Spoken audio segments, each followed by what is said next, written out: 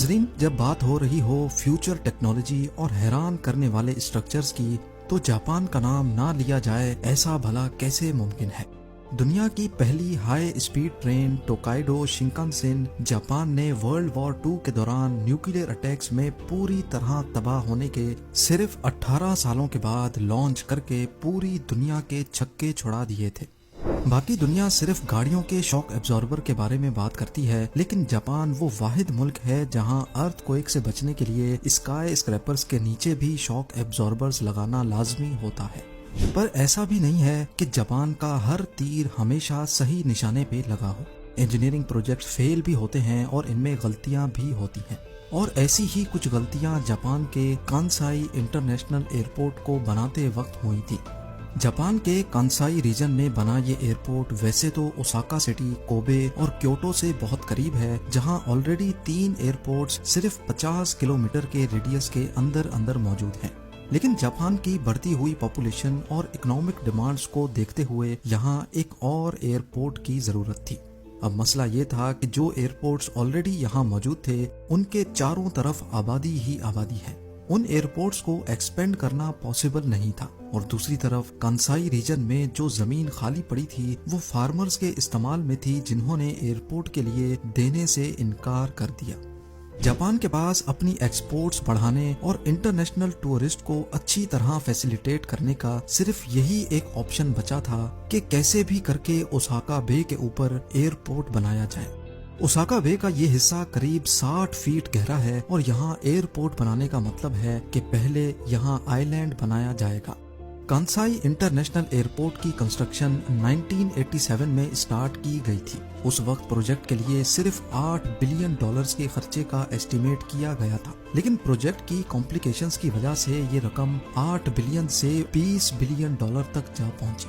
اگر اس کو زمین پہ بنایا جاتا تو یہ کاسٹ اس سے بھی ڈبل ہو جاتی، کیونکہ فارمر سے زمین لینے کے لیے ان کو بھاری کمپنسیشن بھی دینا پڑتی۔ انجینئرز نے کانسائی ایئرپورٹ کے لیے 2 آئی لینڈز ڈیزائن کیے، ایک 4 کلومیٹر تو دوسرا 5 کلومیٹر لمبا۔ یہ دونوں آئی لینڈز ایک میسو سی وال کے دم پر کھڑے ہوں گے۔ یہاں سمندر قریب 60 فیٹ گہرا ہے، جس کو بھرنے کے لیے پہاڑوں سے 750 ملین کیوبک فیٹ مٹی کھود کر لائی گئی۔ جاپان نے اس سے پہلے بھی کئی آئی لینڈز بنائے تھے، لیکن اس کیس میں کوسٹ سے 4 کلومیٹر دور سمندر کے باٹم پہ موجود کیچڑ کافی الگ تھی، جس پر ایک سپر اسٹرکچر بنانا خطرے سے خالی نہیں تھا۔ انجینئرز نے سمندر کے باٹم پہ موجود اس کیچڑ کے سیمپل لیے۔ ٹیسٹنگ اور کیلکولیشن کے بعد کچھ ایکسپرٹس نے یہ اندازہ لگایا کہ یہاں ایئرپورٹ 19 فیٹ تک اندر دھسے گا، جبکہ کچھ کا کہنا تھا کہ یہ 25 فیٹ سے بھی زیادہ اندر دھس سکتا ہے۔ مزے کی بات یہ ہے کہ دونوں صورتوں میں ایئرپورٹ کو اندر دھسنا ہی تھا۔ خرچہ بچانے کے لیے آفیشلز نے آئی لینڈ اور ایئرپورٹ کی فاؤنڈیشن کو 19 فیٹ دھسنے کے حساب سے ڈیزائن کروایا، اور یہی ان کی سب سے بڑی غلطی تھی۔ کنسٹرکشن پروسیس کا سب سے پہلا مرحلہ اوشن فلور کو سخت کرنے کا تھا۔ 10 lakh drilling pipes ocean floor میں ڈالے گئے اور ان کو وائبریٹ کیا گیا۔ اس وائبریشن کی وجہ سے جو لوز سینڈ تھی وہ کمپریس ہو گئی، جس سے فلور کافی حد تک سخت ہو گیا۔ پائپس نکال کر پیچھے رہ جانے والے 10 لاکھ ڈرلنگ ہولز میں پانی جذب کرنے والی اسپیشل ریت ڈالی گئی۔ دوسری طرف 24 کلومیٹر لمبی سی وال کو بنانے کے لیے 48,000 کنکریٹ بلاکس کا استعمال کیا گیا۔ سی وال کو جائنٹ اسٹیل چیمبرز میں پتھر اور ملبہ ڈال کر بنایا گیا، اور پھر ان اسٹیل چیمبرز کے بیچ میں کنکریٹ بلاکس رکھے گئے۔ سی وال بنانے کا صرف ایک ہی مقصد تھا کہ ایئرپورٹ کو ٹائفون اور اس کی وجہ سے پیدا ہونے والی خوفناک لہروں سے بچایا جا سکے۔